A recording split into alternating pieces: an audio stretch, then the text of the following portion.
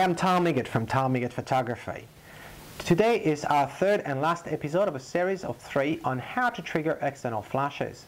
In our first and second episode, we saw how we can use either the built-in pop-up flash that we find on most DSLR or an infrared commander. Well, today I want to talk to you about radio triggers. Radio triggers aren't new per se, they've been around for quite some time, but what has really changed over the past few years is they've become more and more affordable. What used to be several £100 just to have a pair of radio triggers, now you can find them for less than £100. So, radio triggers, I'm talking about pairs. Why? Well, because you always need 2 units. You need one unit that's going to act as a transmitter that's going to be plugged to your camera somehow, whether it's the Hot 2 or PC port. And you need a receiver that is going to be plugged to your flash, whether it's a speedlight, like the one that you have in front of you, or big studio strobe. Well, with the technology evolving, now what we can find is transceiver. Transceivers is the same unit, but depending on what they're going to be plugged to, will act either the transmitter or a receiver. The great thing about that is if you are in a shoot and for some reason one of your unit is failing, then you don't have to worry about whether you're dealing with a receiver or a transmitter. Your transceiver will work no matter what. And that's the great thing about it. And I also believe that it helps dragging the price down. So today I want to show you the one that I bought several months ago, and that's the Yongnuo model, and it's the YN622C. As you can see on the label, it does ETTL, which is the automatic mode for flashes. And in the very next episode on flash photography, I will explain you all the differences between automatic mode for flash or manual mode for flash. So as you can see, it says transceiver here as well. So what do we find on it? Well, we found a Hot 2 on the top and at the bottom, practical to plug it to on the camera and on the flash stand.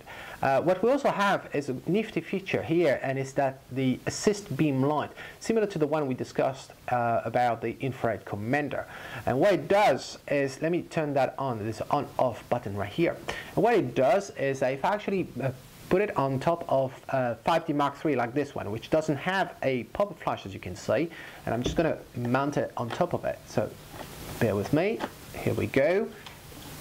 And if now what I do is I'm leaving the cap on this lens, what you can see is I'm going to try to focus, and obviously the camera is going to struggle.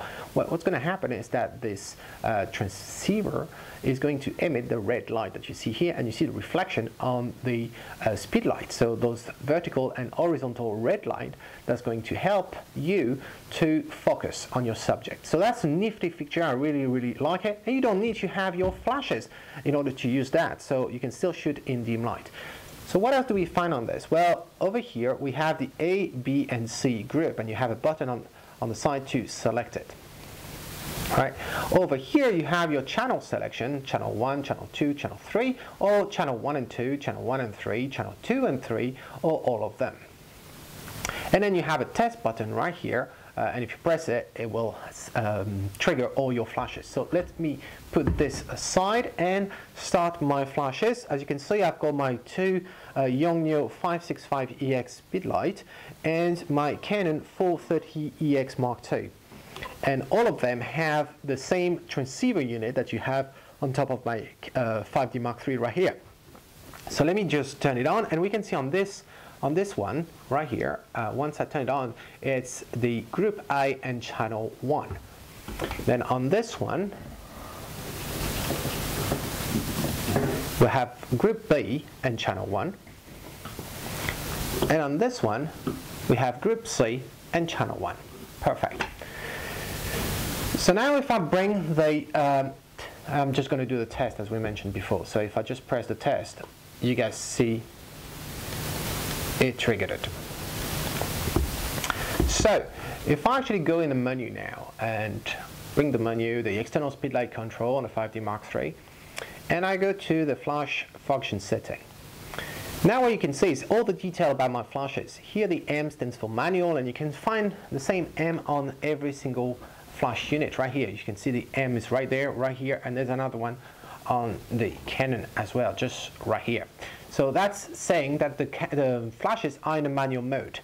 But if I actually click on that, I can change it to the automatic mode, and you can see right here, it actually changed on all my flashes. What you can also notice is that if you are on the automatic mode and you select the A, B, and C group, What you have is similar to your built-in pop-up flash and infrared commander. You have the group A and B that will work in using the ratio factor, and then group C that will act as flash compensation, just increasing or decreasing the power of that C group flash. So now if I go back to manual, that's really where the whole power comes into play. What you have is once you enable the group A, B, and C, I can select I can set actually the power of each of my group. So let's say group A, you can see here on the flash it says full power, right? And you can also see here on the screen that it says full power. Well, if I actually decrease the power, and let's say I'm going to 1/4 of a power, I'm just setting this up. Now you can see it says 1/4 of a power here. Well, here it says 1/28. So that's group B. Group B, if I click on it, I can change it to, let's say, 132. So one important thing to notice is that you need to bear in mind what the lowest power your camera can throw at you. For example, the Canon 430EX Mark II, you can see here it says 1/64th power because it cannot go lower. It cannot go down to 1/28th. But on the camera doesn't know that for some reason. So even if you set to 1/28 on your camera, the flash will set 1/64. And to prove that it's not broken, if I actually go to 132 on the camera, you will see here now it changed to 132. That's pretty much all there is to know about the radio triggers. I do not see any disadvantage, to be honest, any drawback. The drawback used to be the price, but as I said, it really decreased over the past few years. But the big advantage of radio triggers is that you don't have to deal with line of sight anymore. So if I want to put my flashes behind the wall, then I can do that. The flash and the camera will communicate efficiently. Also, this Yongnuo model claimed that they can be placed 100 meters apart, camera and flashes. To be honest, I've never been faced with such a situation, but they claim they can do this. As we saw, the big advantage is that you can set all your flashes, all the parameters directly from your camera, and you do not need to walk to each of your flashes to set them up, which is brilliant because if you use soft boxes, light diffusers of some sort, some of them have the studio flash or the speedlight inside the box itself. So you need to open the box in order to change the flash setting. So having this radio trigger enable you to do that directly from your camera, and that's really, really brilliant. So that's all there is to know about radio triggers. I hope you find that informative.